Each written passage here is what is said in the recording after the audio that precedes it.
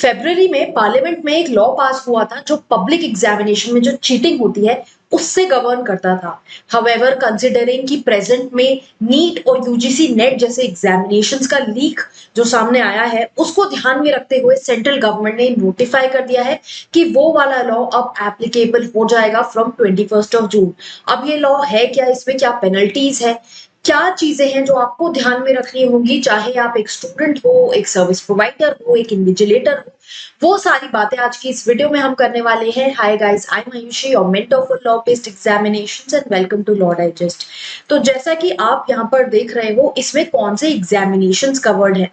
Normally ये जो भी एग्जामिनेशंस की बात कर रहे हैं, ये सारे वो पब्लिक एग्जामिनेशंस हैं जो कुछ पर्टिकुलर बॉडीज कंडक्ट कराती हैं, जैसे कि यूपीएससी, स्टाफ सिलेक्शन कमेटी के कराए हुए एग्जामिनेशंस, रेलवे एग्जामिनेशंस, आईबीपीएस के द्वारा कंडक्ट कराए एग्जामिनेशंस, या फिर सेंट्रल गवर्नमेंट के जो मिनिस्ट्रीज हैं, जो डिपार्टमेंट्स हैं या सबऑर्डिनेट ऑफिसर्स हैं, वो कोई एग्जाम कंडक्ट कराते हैं अपने स्टाफ रिक्रूटमेंट के लिए। जैसे कि आप देखते हैं कि डिफरेंट डिफरेंट डिपार्टमेंट्स में, मिनिस्ट्रीज में वैकेंसीज आती हैं, तो वो वाले एग्जामिनेशंस। एनटीए जो प्रेजेंटली नीट और यूजीसी नेट में इन्वॉल्व है, उनके रिस्पेक्ट में आप ऑलरेडी देख रहे हो कि प्रोब इशू हो चुका है because of the leak, and also कोई भी अथॉरिटी जो सेंट्रल गवर्नमेंट नोटिफाई करती है।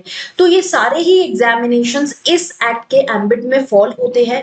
फर्दर ये भी साथ में समझना बहुत जरूरी है कि ऐसे क्या वो चीजें हैं जो हम नहीं कर सकते हैं, जो डिसअलाउड है, जिनके बारे में हमें कॉशियस रहना चाहिए, जो ऑफेंस है अंडर दिस लॉ।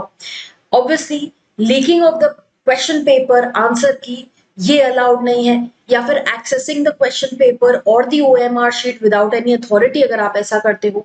अगर कोई इन्विजिलेटर है, कोई भी पर्सन है जो प्रेमिसेस में प्रेजेंट है, जो एग्जाम कंडक्ट हो रहा है, उस दौरान किसी स्टूडेंट को सोल्यूशन बता रहा है, देन डायरेक्टली और इनडायरेक्टली अगर आप असिस्ट कर रहे हो कैंडिडेट को कोई भी मैनर में, मान लीजिए कि वॉशरूम में चीटिंग हो रही है और आप उनकी उस चीज में मदद कर रहे हो, या फिर टैंपरिंग विद आंसर शीट या ओएमआर शीट के साथ टैंपर करना, या फिर एग्जाम के जो रिजल्ट्स हैं उनको अल्टर करना, असेसमेंट में ऐसी चीजें करना जो अलाउड नहीं है, आपके पास अथॉरिटी नहीं है, या फिर जो गवर्नमेंट के सेट करे हुए रूल्स रेगुलेशंस हैं उनको डिसोबे करना इन दिस रिगार्ड, या फिर कोई भी सिक्योरिटी मेजर है जिसको आप वायलेट करते हो जानबूझ के, ताकि आप एग्जाम में चीटिंग कर सको या करवा सको। जैसे जैसे मान लीजिए डिजिटल वॉचेस अलाउड नहीं है और आप डिजिटल वॉच ले जा रहे हो एग्जामिनेशन में, जहां पर आपको फोन से मैसेजेस भी आ रहे हैं, आंसर्स आ रहे हैं।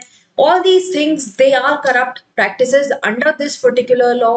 किसी कंप्यूटर जो भी नेटवर्क सिस्टम है, रिसोर्स है, उसके साथ टैंपर करना, सिटिंग अरेंजमेंट या डेट की एलोकेशन वगैरह में मैनिपुलेशन करना। अब जैसे आपने देखा कि सेंटर मैनिपुलेशन भी होता है, वो सभी चीजें ऑफेंस हैं यहाँ पर। किसी की लाइफ को थ्रेटन करना, किसी इंसान को रिस्ट्रेन कर देना ताकि आप पब्लिक एग्जाम में चीटिंग करवा सको। मान लीजिए सिक्योरिटी गार्ड को आपने साइड में रख लिया है, धर लिया है ताकि चीटिंग हो सके। देन फेक वेबसाइट्स, ऐसे भी आप please be very very of any fake websites, any website that is conducting public examination under the name showing that वो एक सेंट्रल गवर्नमेंट का पार्ट है और वो सेंट्रल गवर्नमेंट के थ्रू एग्जाम कंडक्ट कराया जा रहा है। Please be very aware of the official website. जब भी आप किसी एग्जाम के लिए अप्लाई कर रहे हो तो आपको ये चीजें जरूर ध्यान में रखनी है कि आप you do not gate fooled bye all these things. और जो भी ऑफेंस इस पर्टिकुलर लॉ के अंडर होंगे, ये चीज आप ध्यान में रखिए। चाहे आप सर्विस प्रोवाइडर हो, स्टूडेंट हो, मजे मजे में आप चीटिंग कर रहे हो, बट आप ये चीज ध्यान रखना कि ये जो नया लॉ है इसके अंडर सारे ऑफेंसेस नॉन बेलेबल है, कॉग्निजेबल है और नॉन कंपाउंडेबल है। तो इसका मतलब पुलिस जो है वो आपको अरेस्ट कर सकती है विदाउट एनी वारंट।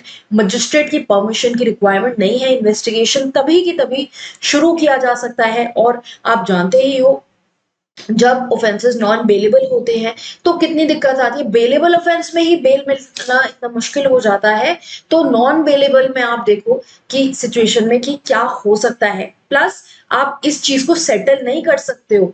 ये आप ऐसा नहीं है कि आप गवर्नमेंट के साथ इस चीज को सेटल कर लोगे, प्रॉपर केस आपके ऊपर चलेगा। अब पेनल्टीज जो हैं इसके रिगार्ड में जो पनिशमेंट्स है वो भी जान लो। अगर आप ये जो भी ऑफेंसेस यहाँ डिफाइंड है उसमें से कुछ भी करते हो तो आपको 3 से 5 साल तक की जेल हो सकती है। यहाँ पे 3 मिनिमम है, 3 साल की सजा तो होगी ही होगी और साथ में 10 लाख रुपए का फाइन भी लगेगा। और अगर आप एक सर्विस प्रोवाइडर हो तो वो फाइन आपका अप टू 1 करोड़ भी लग सकता है। प्लस जो भी एग्जाम आप दोबारा एग्जाम कंडक्ट कराना पड़ेगा उसकी जो कॉस्टिंग होगी वो आप बेयर करोगे। एंड साथ में आपको ब्लैकलिस्ट कर दिया जाएगा, जो भी एग्जाम आपकी तरफ से लीक हुआ है 4 इयर्स तक आपको ब्लैकलिस्ट कर दिया जाएगा। और अगर इसी सर्विस प्रोवाइडर का कोई डायरेक्टर, सीनियर मैनेजमेंट या पर्सन इंचार्ज इन्वॉल्व है तो उस केस में जो सजा है वो 3 से 10 साल तक भी जा सकती है विद 1 करोड़ ऑफ फाइन। और अगर आप कोई ऑर्गेनाइज क्राइम करते हो, मान लो कुछ लोग साथ में मिलकर कॉन्स्पिरेसी करते हैं रिगार्डिंग लीकिंग द एग्जामिनेशन और doing any of the steps जो मैंने आपको पहले बताया, कोई भी ऑफेंस उसमें से करते हो तो 5 से 10 साल की सजा है, 5 मिनिमम है यहाँ पर और 1 करोड़ तक का फाइन है।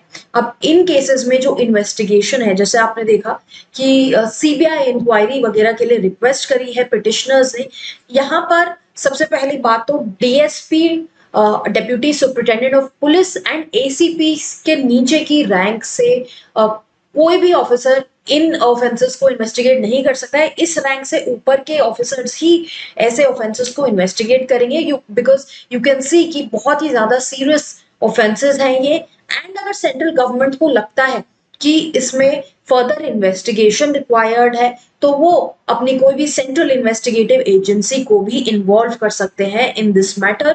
सो in brief this is the law. ये जानना आपके लिए बहुत जरूरी है, बिकॉज अगर आप पब्लिक एग्जामिनेशंस में पार्ट लेते हैं, एसोसिएट हैं, इन्विजिलेटर की तरह पार्टिसिपेट करते हैं, आपको लॉ जरूर पता होना चाहिए। साथ साथ जो लोग लॉ एंट्रेंस एग्जाम्स की तैयारी करते हैं या कोई भी लॉ एग्जाम, ये लॉ आपके आने वाले टाइम में जो भी क्वेश्चंस आएंगे उसमें एक इंपॉर्टेंट क्वेश्चन बन सकता है। तो इसके बारे में जानकारी जरूरी है और ऐसी और जानकारी के लिए आप मेक श्योर करें कि आप हमें फॉलो कर रहे हो, सब्सक्राइब किया हुआ है यूट्यूब पे और इंस्टाग्राम पे भी हमें फॉलो कर रहे हो, जहां पे हम आपको time to time legal updates आपके लिए लेके आते रहते हैं।